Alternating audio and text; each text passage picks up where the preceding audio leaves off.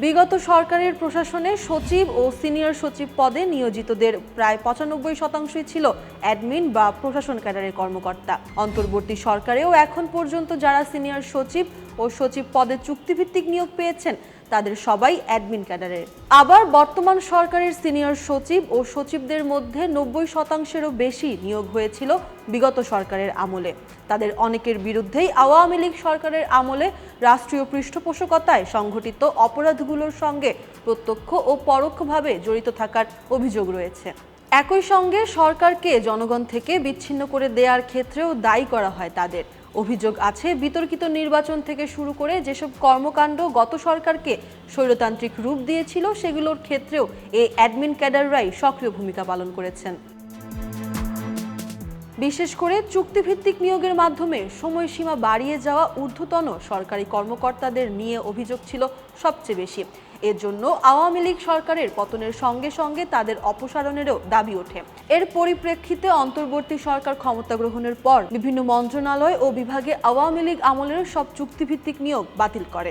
এরপর বর্তমান সরকারের আমলে এখন পর্যন্ত অন্তত ৬টি মন্ত্রণালয় ও বিভাগে সচিব পদে চুক্তিভিত্তিক নতুন নিয়োগ দেয়া হয়েছে। চুক্তিভিত্তিক এই কর্মকর্তাদের সবাই আবার অ্যাডমিন ক্যাডারের। এর মধ্যে 5টি মন্ত্রণালয় ও বিভাগে সচিব পদে চুক্তিভিত্তিক নিয়োগ দেওয়া হয় গত 18ই আগস্ট। প্রজাতন্ত্রের শীর্ষ কর্মকর্তাদের জন্য মোট 26টি সার্ভিস ক্যাডারে বিভক্ত কর্মবিভাগ রয়েছে। এর মধ্যে সবচেয়ে প্রভাবশালী কর্মবিভাগ হিসেবে পরিচিত প্রশাসন ক্যাডার।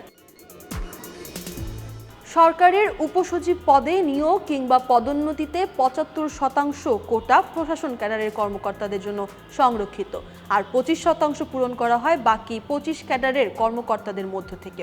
এর মধ্যে সবচেয়ে প্রভাবশালী পদগুলো যেমন মন্ত্রিপরিষদ সচিব, মুখ্য সচিব, প্রধানমন্ত্রীর কার্যালয়ের সচিব ইত্যাদি সবসময়ই প্রশাসন ক্যাডার দ্বারা পূরণ বাধ্যতামূলক করা হয়েছে। এর বাইরে বিভাগীয় কমিশনার, জেলা প্রশাসক, অতিরিক্ত জেলা প্রশাসক, ডিডিএলজি, জোনাল সেটেলমেন্ট অফিসার ইত্যাদি পদও প্রশাসন ক্যাডারভুক্ত পদ।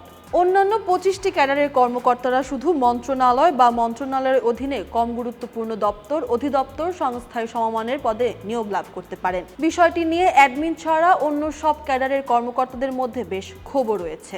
বিশ্লেষকরা বলছেন, ছাত্র জনতার অভ্যুত্থানের মধ্য দিয়ে জনগণের মধ্যে যে প্রত্যাশা তৈরি হয়েছে, সরকারের আমলাতন্ত্রে সংস্কার না আনলে সেটি পূরণ হবে না, বরং এর মধ্য দিয়ে এক কর্তৃত্ববাদের অবসান ঘটানোর পরও আরেক কর্তৃত্ববাদের উত্থান ঘটার আশঙ্কা ও ঝুঁকি থেকেই যাবে।